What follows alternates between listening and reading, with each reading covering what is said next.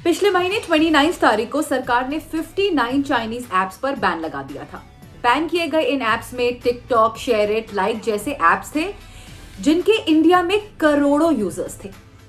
जब से ये ऐप बैन हुए हैं तब से यूजर्स बहुत ज्यादा परेशान है क्योंकि इन ऐप्स पर लोगों के डेटा और बहुत सारे फॉलोअर्स भी थे। साथ ही एक और सवाल जो लोगों को बहुत ज्यादा परेशान कर रहा था वो ये कि ये ऐप्स अब हमेशा के लिए बैन हो जाएंगे या वापसी भी आ सकते हैं। जो लोग इन ऐप्स के वापस आने की उम्मीद लगाकर बैठे हैं उनके लिए एक छोटी सी उम्मीद की किरण जागी है, लेकिन उसके साथ कुछ स्ट्रिक्ट कंडीशंस भी हैं।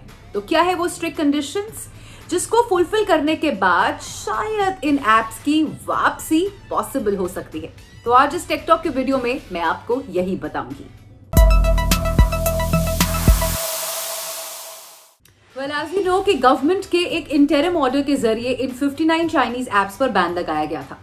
सरकार का कहना था कि ये सभी चाइनीज ऐप्स यूजर्स के डेटा को चुराते हैं और उसे देश के बाहर दूसरे सर्वर्स पर स्टोर करते हैं। इस ऑर्डर में सरकार ने कहा था कि स्मार्टफोन यूजर्स का डेटा चुराना और उसे देश के बाहर भेजना देश की सुरक्षा के लिए खतरनाक है और इन ऐप्स की इन्हीं हरकतों की वजह से इन पर यह बैन लगा था। क्योंकि ये एक इंटरिम बना था इसलिए सरकार अब इन सभी चाइनीज ऐप्स को अपनी बात रखने का मौका दे रही है। According to the reports, government ने इन चाइनीज ऐप्स को 79 सवालों की एक लिस्ट भेजी है जिन पर अब इनको जवाब देना है। अपने जवाब के अंदर इन ऐप्स को सिर्फ साबित ही नहीं करना है बल्कि सरकार को कन्विंस भी करना होगा कि इंडिया में काम करते वक्त इन्होंने किसी भी कानून का उल्लंघन नहीं करा है। सरकार ने इन ऐप्स को अपनी बात रखने के लिए 22 जुलाई तक का टाइम दिया है, लेकिन अगर ये 22 जुलाई तक अपना जवाब नहीं देते हैं, सरकार को कन्विंस नहीं करते हैं, तो एज पर रिपोर्ट्स इनको परमानेंटली बैन कर दिया जाएगा।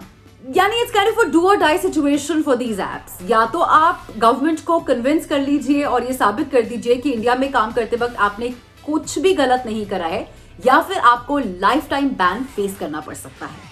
तो चलिए अब जानते हैं कि ये जो 79 सवालों की लिस्ट भेजी गई है उसमें प्रोमिनेंट क्वेश्चंस कौन कौन से हो सकते हैं। तो जैसे मैंने आपको पहले बताया कि इन ऐप्स को बैन इसलिए किया गया था क्योंकि सरकार को लगता है कि ये ऐप्स इंडियन यूजर्स का डेटा चुराते हैं, इसलिए जो सबसे प्रोमिनेंट क्वेश्चन होगा वो यूजर्स के डेटा से ही रिलेटेड होगा।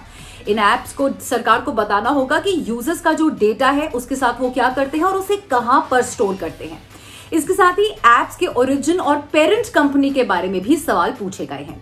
अकॉर्डिंग टू द रिपोर्ट्स, इन ऐप से यह भी पूछा गया है कि इनकी फंडिंग कैसे होती है और डेटा को स्टोर करने के लिए ये किन सर्वर्स का इस्तेमाल करते हैं।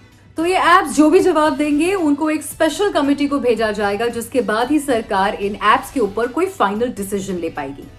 हालांकि ये सभी चाइनीज ऐप्स हमेशा से यही कहते आए हैं कि इनके ऊपर जो डेटा चुराने के इल्जाम लगते हैं वो बिल्कुल गलत है। But we know how these apps work and for whom they work.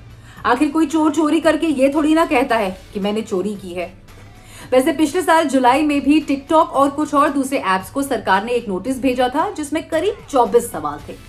उस वक्त इन पर एंटी नेशनल एक्टिविटीज प्रमोट करने का आरोप लगा था, लेकिन इस बार सिचुएशन काफी सीरियस है और अगर ये ऐप सरकार को ये साबित नहीं कर पाते हैं कि उन्होंने कुछ भी इलीगल एक्टिविटी नहीं करी है, कोई भी इलीगल एक्टिविटी में शामिल नहीं थे, तो इनके ऊपर जो बैन लगा है उसको एक्सटेंशन मिलना बिल्कुल तय है। Alright guys, that's all for this video today. अगर आप भी इन चाइनीज ऐप्स की वापसी का इंतजार कर रहे हैं तो आपको करंट सिचुएशन के बारे में पता होना चाहिए। तो इन ऐप्स के जवाब और गवर्नमेंट के डिसीजन का हमें इंतजार रहेगा। 22 के बाद ही डिसाइड होगा कि ये ऐप्स इंडिया के अंदर रहते हैं, इनको एक और मौका दिया जाता है या इन पर बैन लग जाता है।